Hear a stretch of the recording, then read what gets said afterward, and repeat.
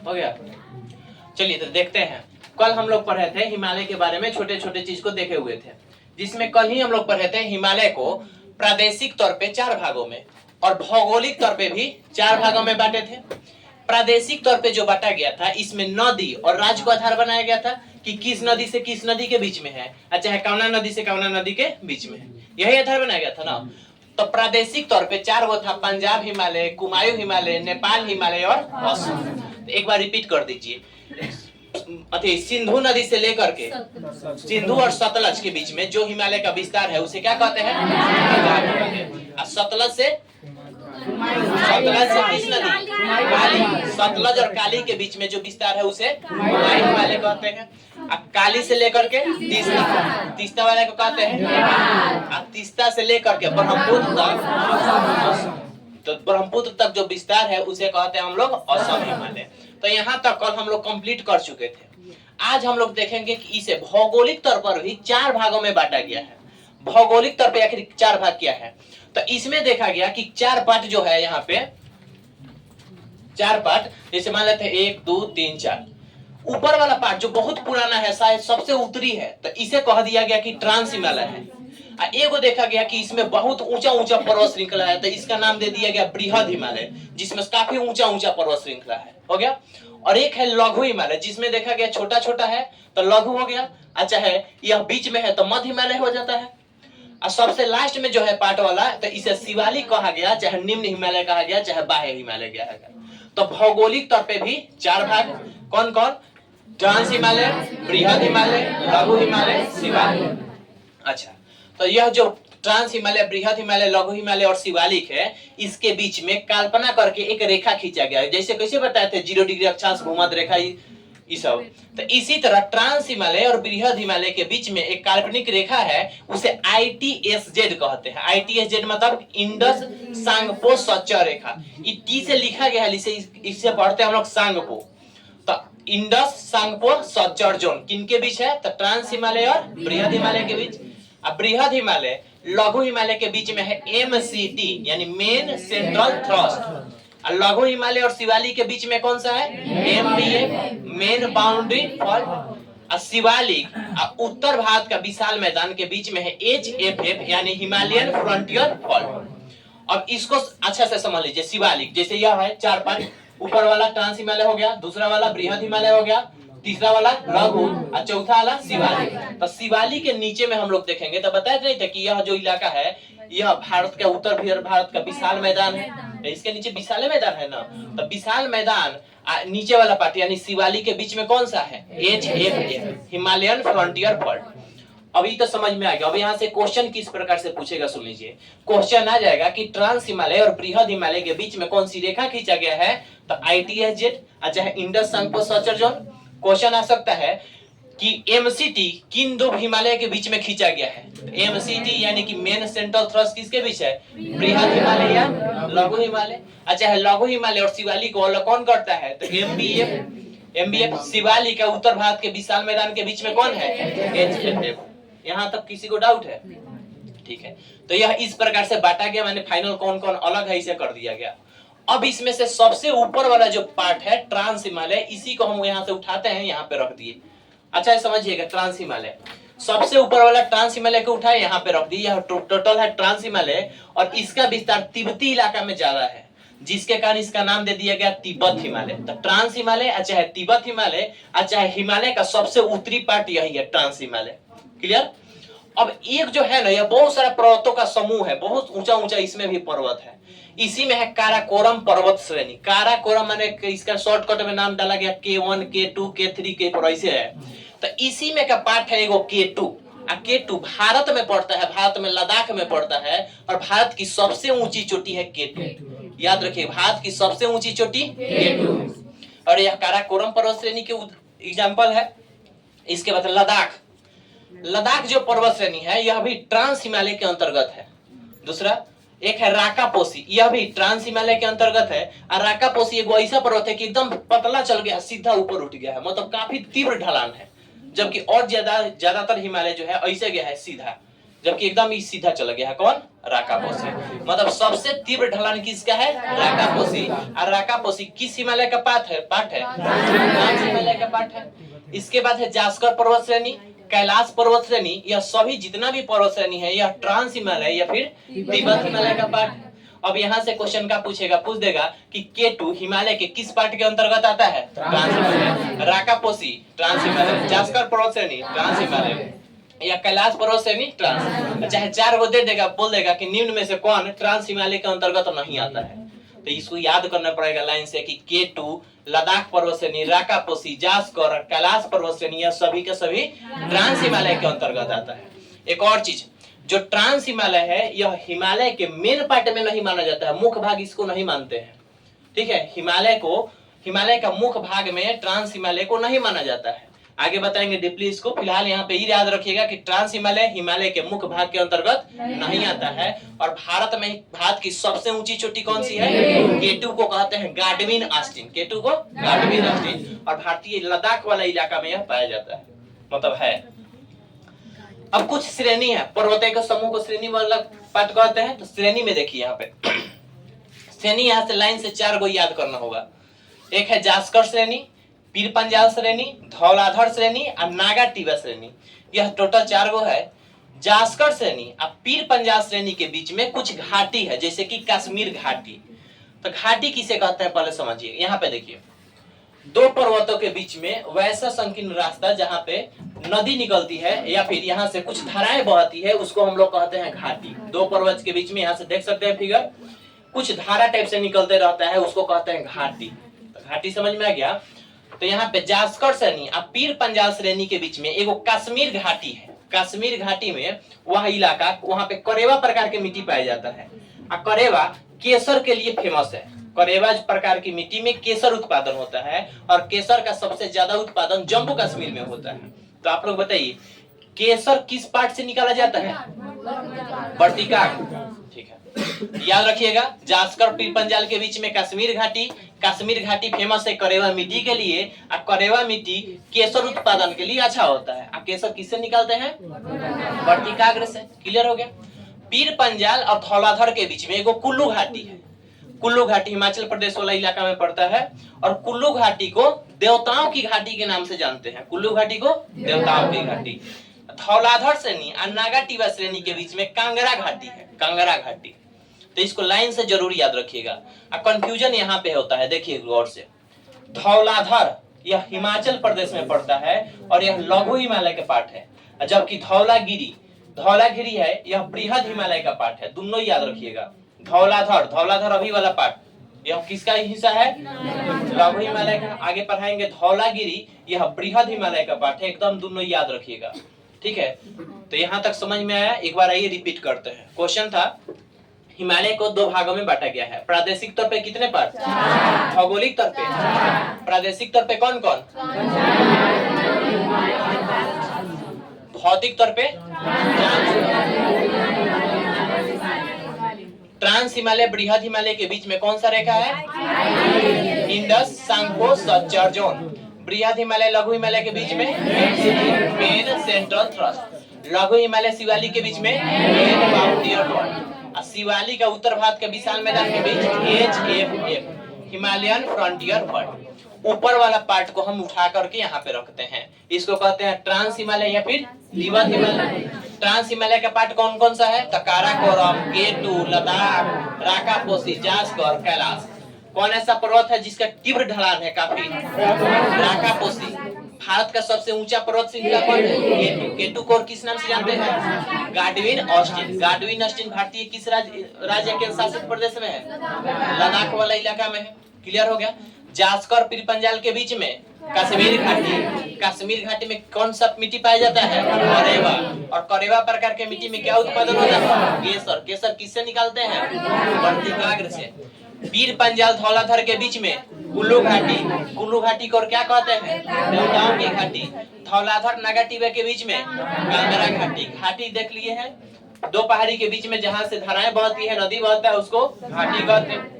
धौलाधर कहाँ पे है, हिमाचल प्रदेश। किसका हिस्सा है, धौलागिरी नेपाल। किसका हिस्सा है, अब बताइए यहाँ तक अगर ना समझ में आए तो पूछिए, बोलो। नहीं ना, डाउट है तो पूछना है, ही ना कि मुंह देखना है, नहीं ना दिक्कत है। चलिए अब हम दूसरा निकालते हैं। काची बज रहा है जी? यहाँ पे अब हम दूसरा पार्ट निकालते हैं, बृहद वाला हिमालय। ठीक है, इसको उठाए और यहाँ पे रख दिया। बृहद माने क्या होता है? बड़ा बड़ा पार्ट। तो इसको उठा करके हम रखें तो इसका अन्य नामों से जानते हैं, जैसे कि बृहद हिमालय, महान हिमालय, सर्वोच्च हिमालय, आंतरिक हिमालय या हिमाद्री। 4-5 नामों से जानते हैं, बृहद, महान, सर्वोच्च, आंतरिक या हिमाद्री के नाम से। अच्छा, जब बृहद है मतलब कि इसमें बड़ा बड़ा पर्वत चोटी होगा, तो दुनिया का सबसे ऊंचा ऊंचा चोटी इसी में है, जैसे कि नंदा देवी, माउंट एवरेस्ट, कंचनजंगा। इस सब क्वेश्चन में खूब आता होगा, आता है ना। अब देखिए, नंदा देवी, माउंट एवरेस्ट, कंचनजंगा यह बृहद हिमालय का पार्ट है। तो नंदा देवी उत्तराखंड में पड़ता है, जिसका ऊंचाई 7817 मीटर, कहीं कहीं 14 मीटर भी होगा। ठीक है, तो 7817 मीटर है। जबकि माउंट एवरेस्ट की ऊंचाई 8848 मीटर है, और माउंट एवरेस्ट नेपाल में स्पेशल पड़ता है। जबकि कंचनजंगा सिक्किम और नेपाल के बॉर्डर पर पड़ता है, सिक्किम नेपाल के बॉर्डर पर, और कंचनजंगा की ऊंचाई है 8586 मीटर। ठीक है, अब इसको देखते हैं माउंट एवरेस्ट। तो कितना बार बता चुके हम कि माउंट एवरेस्ट की ऊंचाई है 8848, 8850। अब माउंट एवरेस्ट को नेपाल में क्या कहते हैं, जबकि तिब्बत में चोमोलंगमा के नाम से जानते हैं। तो यहाँ तक एक बार रिपीट करते हैं। बृहद हिमालय दूसरा वाला पार्ट हम लोग देख रहे थे। बृहद हिमालय को क्या बोलते हैं? महान हिमालय, सर्वोच्च हिमालय, आंतरिक हिमालय या हिमाद्री। इसका औसत ऊंचाई, एवरेज ऊंचाई है कम से कम 168। ठीक, इसमें बहुत ऊंचा ऊंचा पार्ट है, जैसे कि नंदा देवी, माउंट एवरेस्ट, कंचनजंगा किसका हिस्सा है? बृहद हिमालय का। नंदा देवी कहाँ पड़ता है? उत्तराखंड में। ऊंचाई बताइए? माउंट एवरेस्ट कहाँ पे है? ऊंचाई 48। कंचनजंगा नेपाल के बॉर्डर पर, ऊंचाई 85। माउंट एवरेस्ट को नेपाल में क्या कहते हैं? तिब्बत में चोमोलंगमा। ठीक है, अगला देखते हैं तीसरा, लघु हिमालय। लघु मतलब होता है छोटा छोटा। तो अब हम इसको निकालते हैं और यहाँ पे रखते हैं लघु हिमालय। अच्छा से देखिएगा, तो यह थोड़ा सा बीच में पड़ता है लघु हिमालय। तो लघु हिमालय को लघु या मध्य हिमालय या हिमाचल हिमालय कहते हैं, क्योंकि हिमाचल प्रदेश वाला इलाका में इसका विस्तार थोड़ा सा ज्यादा है। तो इसे 3 नामों से जानते हैं, लघु हिमालय, मध्य हिमालय या फिर हिमाचल हिमालय। ठीक है, अब इसमें भी कुछ पर्वत श्रृंखलाएं हैं, जैसे कि पीर पंजाल, धौलाधर, मसूरी और महाभारत। पीर पंजाल पड़ता है जम्मू कश्मीर में, धौलाधर हिमाचल प्रदेश में, मसूरी उत्तराखंड, महाभारत नेपाल। महाभारत है वाला महाभारत नहीं, ये पहाड़ का नाम है। सबका ऊंचाई है, लेकिन ये सब क्वेश्चन नहीं आता है, तो झूठों को रखने से मतलब नहीं है। जितना इंपॉर्टेंट डाटा है हम सब ऑलरेडी लिख चुके हैं। इसमें इंपॉर्टेंट यही है कि किस राज्य में फैला हुआ है। तो पीर पंजाल है जम्मू कश्मीर, धौलाधर हिमाचल प्रदेश, मसूरी महाभारत, और यह सब किसका पार्ट है? लघु हिमालय को और क्या कहते हैं? हिमाचल। अब अच्छा से सुनिए, अधिकतर आदमी शादी ब्याह के बाद इधर वाला ही इलाका में घूमने के लिए जाता है। इसलिए जाता है क्योंकि यह वाला इलाका जो होता है यह स्वास्थ्य वर्धक जलवायु के लिए फेमस है, घूमने वाला काफी अच्छा जगह है। जैसे सुने होंगे शिमला, मसूरी, मनाली, दार्जिलिंग, अधिकांश आदमी घूमने जाता है। काफी अच्छा अच्छा दृश्य भी है और बहुत अच्छा वहाँ का जलवायु भी है।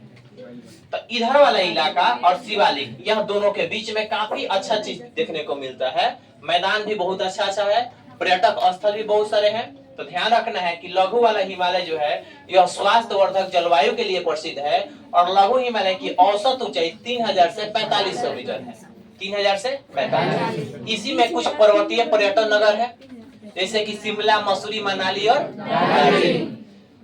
घूमने वाला। अब देखिए, लघु हिमालय और शिवालिक के बीच में कुछ संरचनात्मक समतल स्थान है, जैसे कि समतल बराबर। ये तो पहाड़ी इलाका है, लेकिन कुछ ऐसा जगह है जो कि बराबर है, काफी अच्छा है, तो उसको दून अथवा द्वार कहते हैं। जैसे नाम सुने होंगे देहरादून और हरिद्वार, सुने हैं ना, एक जगह है। तो वही संरचनात्मक कुछ मैदान है जिसे दून अथवा द्वार कहते हैं, जैसे कि देहरादून और हरिद्वार। इन दोनों के बीच में कुछ घास के मैदान भी है, चाहे हिल स्टेशन नाम सुने होंगे, तो वही है गुलमर्ग तथा सोनबर्ग। तो पूछ देगा गुलमर्ग और सोनबर्ग किन के बीच है? तो लघु हिमालय शिवालिक के बीच में है। ठीक है, दून अथवा द्वार कहाँ देखने को मिलते हैं? तो लघु हिमालय शिवालिक के बीच में दून अथवा द्वार यानी कि हरिद्वार और देहरादून होता है। समझ में आ गया? एक बार यहाँ से रिपीट करते हैं। ये वाला इलाका बीच वाला हम लोग देख रहे थे, इधर से उठाए थे लघु हिमालय।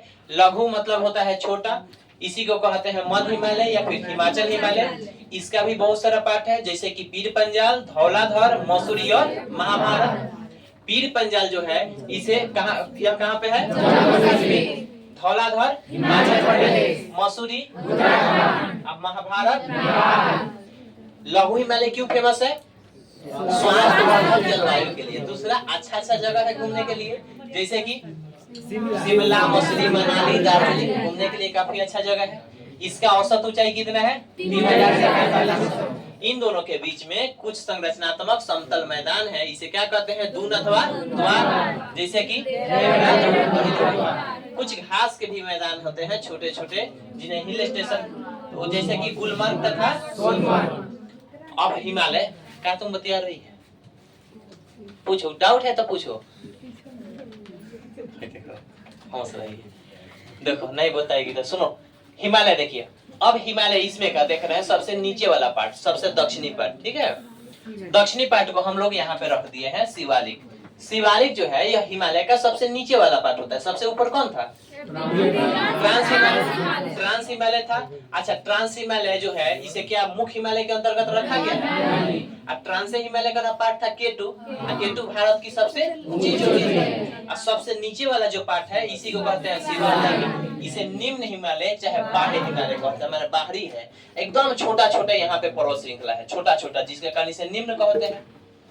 अब इसमें देखते हैं तो इसका औसत ऊंचाई 600 से 1500 मीटर है।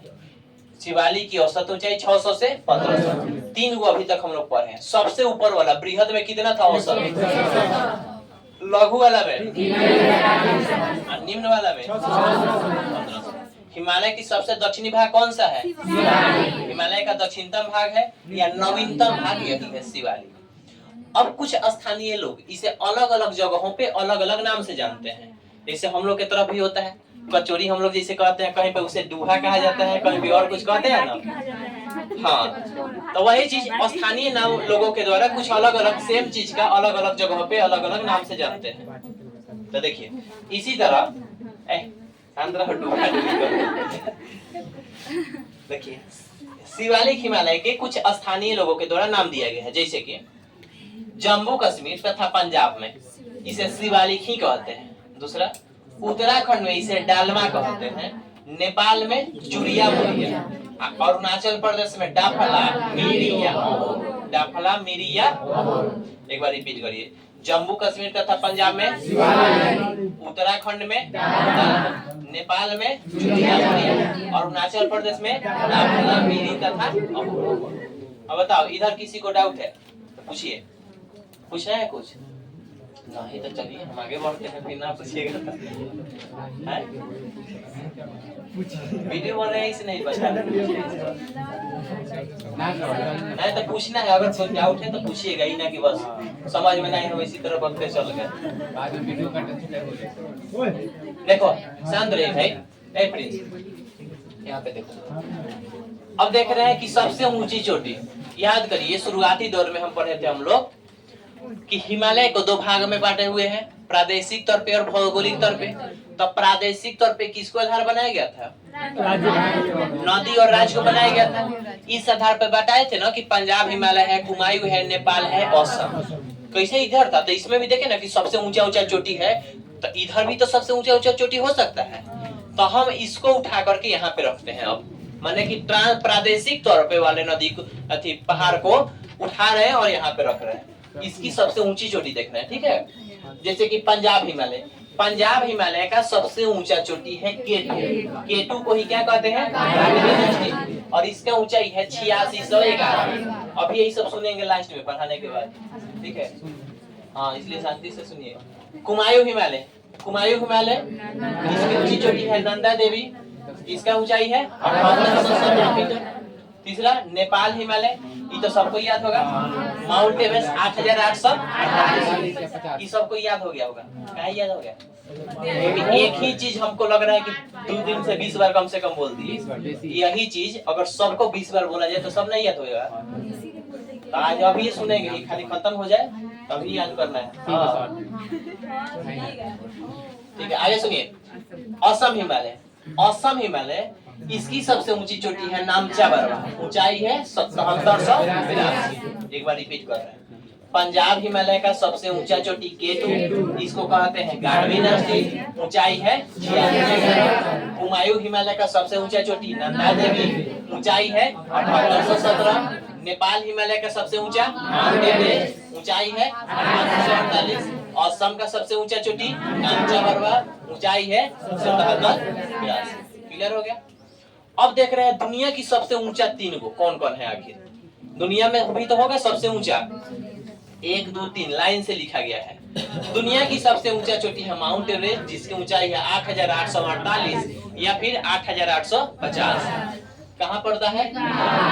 दूसरा नंबर पे देखा गया। तो केटू है, केटू को कहते हैं गाढ़वी नस्ती। अच्छा बताइए, केटू किस हिमालय का पार्ट है? ट्रांस हिमालय का पार्ट है। और ट्रांस हिमालय को क्या हिमालय का मुख्य भाग में रखा गया? नहीं।